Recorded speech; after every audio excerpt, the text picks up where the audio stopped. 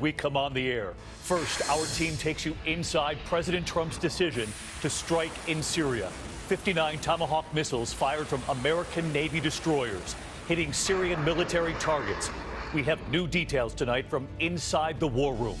And the warning from Russia now and their message for President Trump. The headline late today, Syrian planes already taking off again from that airbase the U.S. bombed.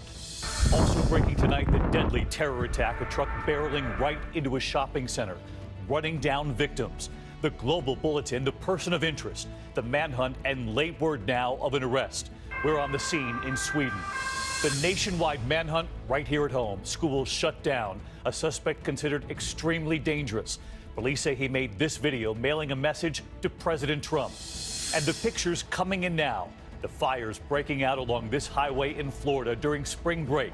Thousands of acres already destroyed.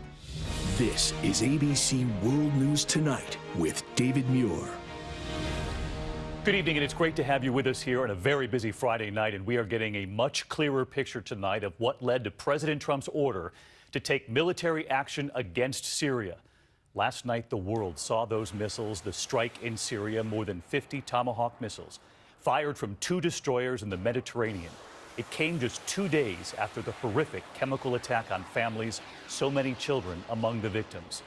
The missiles targeting this Syrian airbase. U.S. officials say they have proof the plane that dropped that toxic gas was a Syrian fighter jet that took off from right there.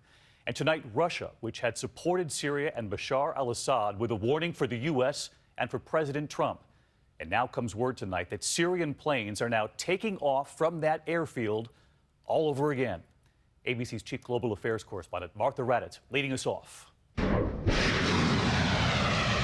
Under the cover of darkness, dozens of U.S. Tomahawk cruise missiles fired into Syria from 2 Navy warships in the Mediterranean, raining down on the Shayrat air base where the Syrian plane carrying those chemical weapons had taken off.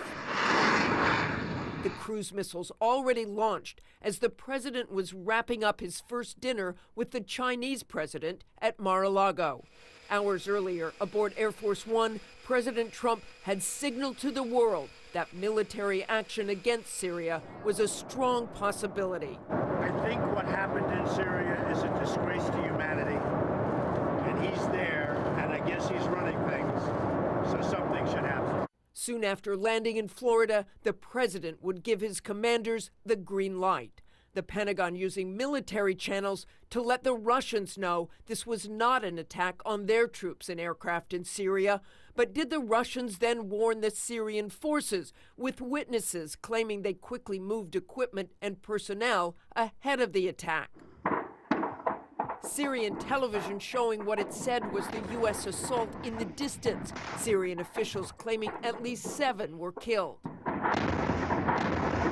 The Pentagon says it struck all 59 of its targets, destroying at least 20 Syrian aircraft, air defense systems, radar, and ammunition supply bunkers.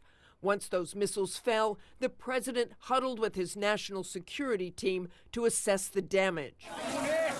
The retaliation coming just 60 hours after the world saw the first horrific images of that chemical attack, images that pushed the president to act.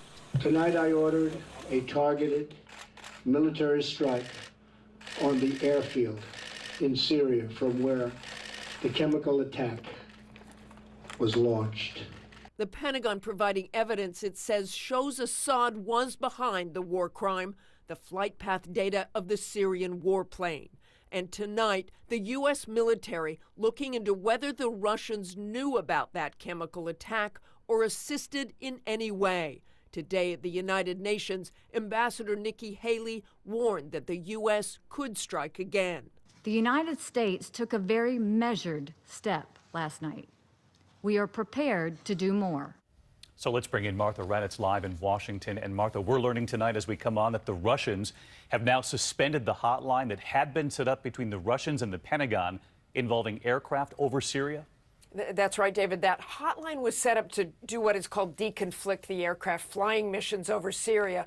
We coordinate so the U.S. and Russian aircraft don't basically run into each other, but there are radars and other backups, so there is not a great deal of concern. But another sign the Russians are not happy with the American attacks on Syria. All right, Martha Raddatz leading us off. Martha, thank you. The White House saying today this was a carefully targeted strike aimed to send a clear message. So I want to bring in retired Colonel Stephen Ganyard with us tonight, who has flown over that region. And Steve, 59 Tomahawk missiles were launched from the Mediterranean, a safe distance, obviously. They were guided by advanced navigation systems to avoid detection. That's right, David. When you see in that video those missiles going straight up, soon thereafter there's a little jet engine in each of those cruise missiles that starts, and the missiles drop down low. And so last night they flew over the Mediterranean Sea for somewhere between 30 minutes and an hour to get to their targets.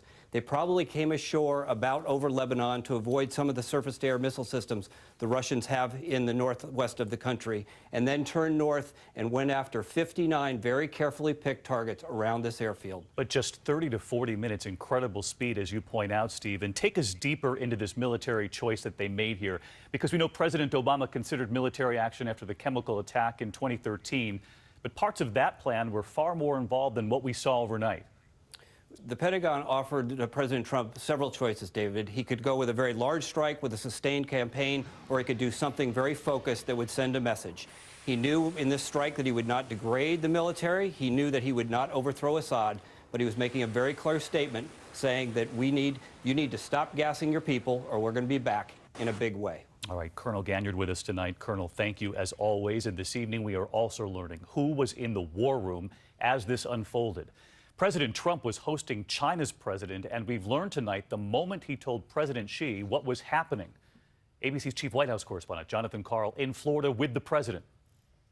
That image of the president getting his first reports on the Syrian airstrikes, a portrait of a new commander-in-chief and his national security team. At the table, his son-in-law, Jared Kushner, also present but taking a back seat, recently demoted chief strategist Steve Bannon.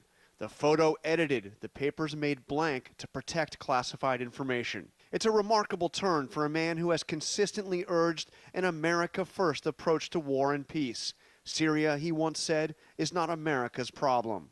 But this week, the president saw those images, the horrors of children hit with deadly nerve gas. And I will tell you, that attack on children yesterday had a big impact on me.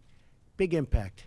In taking this action, Trump seemed more like Hillary Clinton, who had urged President Obama to act in Syria. And just hours before Trump ordered the airstrikes, Mrs. Clinton basically endorsed the move against Bashar al-Assad. I really believe that we should have and still should take out his airfields and prevent him from being able to use them to bomb innocent people and drop sarin gas on them.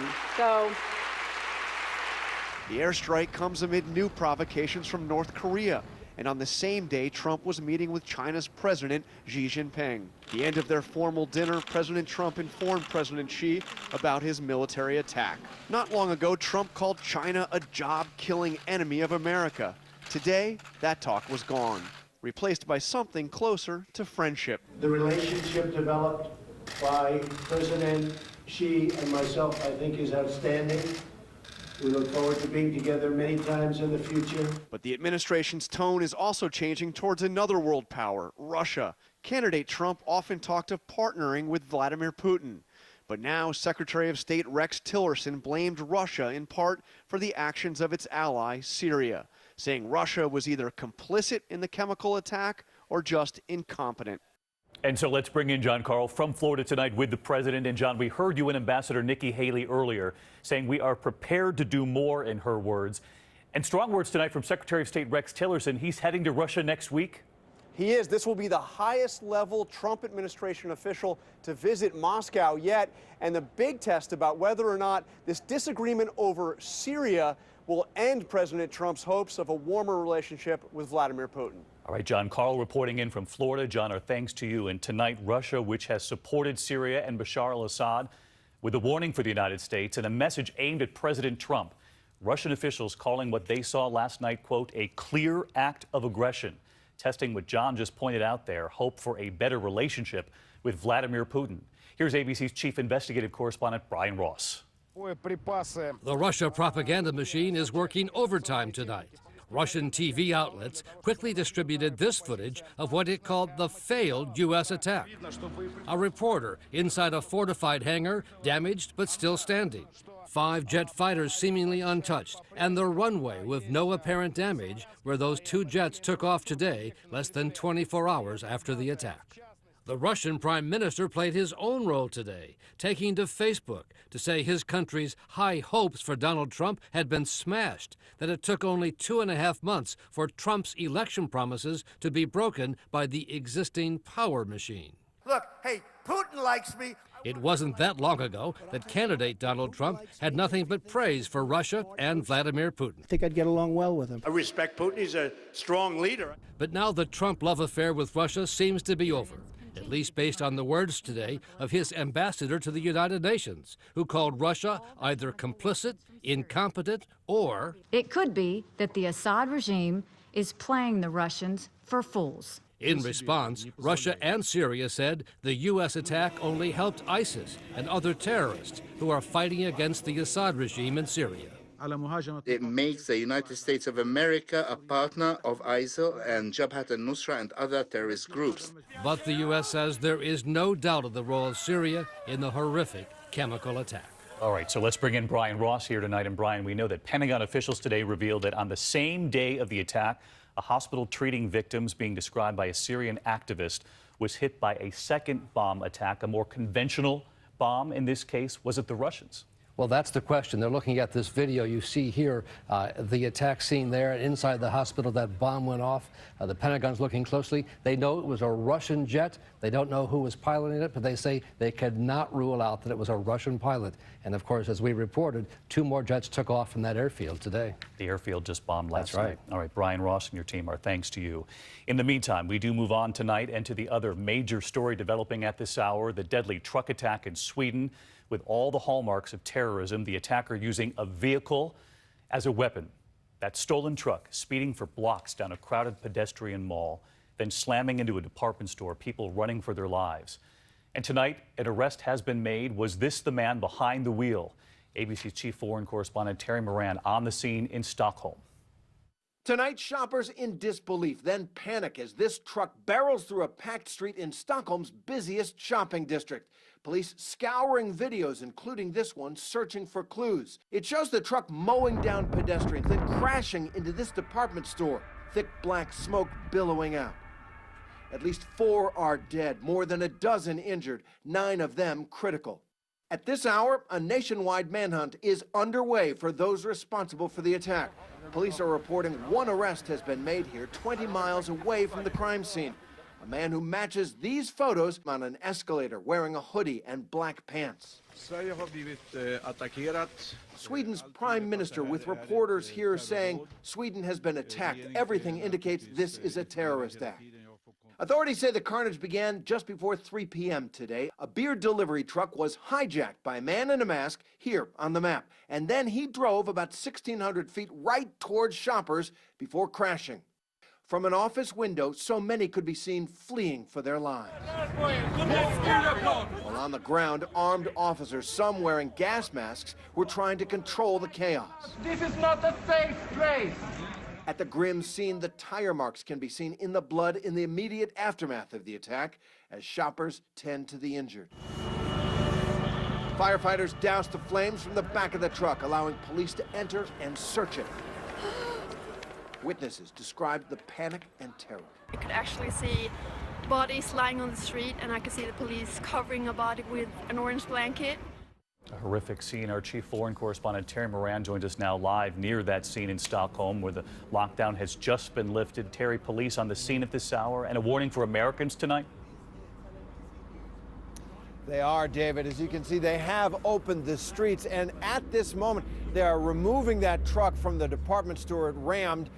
Forensic teams will scour it for clues. The U.S. Department of Homeland Security has been warning Americans to be vigilant for months about these so-called ramming attacks. So cheap, so simple, and so deadly.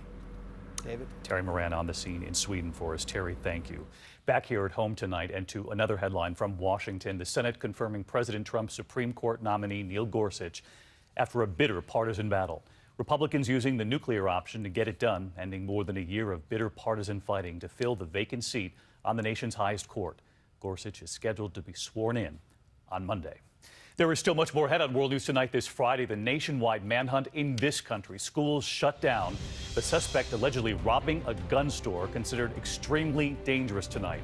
Police saying he made this video mailing a message to President Trump.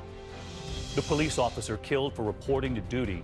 New surveillance video tonight. Investigators now believe the suspect scouted the scene the day before the shooting.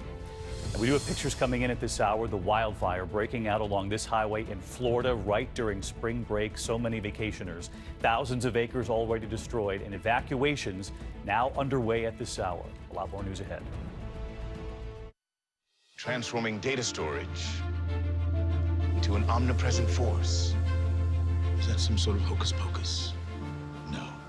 Just the work of some wicked engineers who helped Columbia.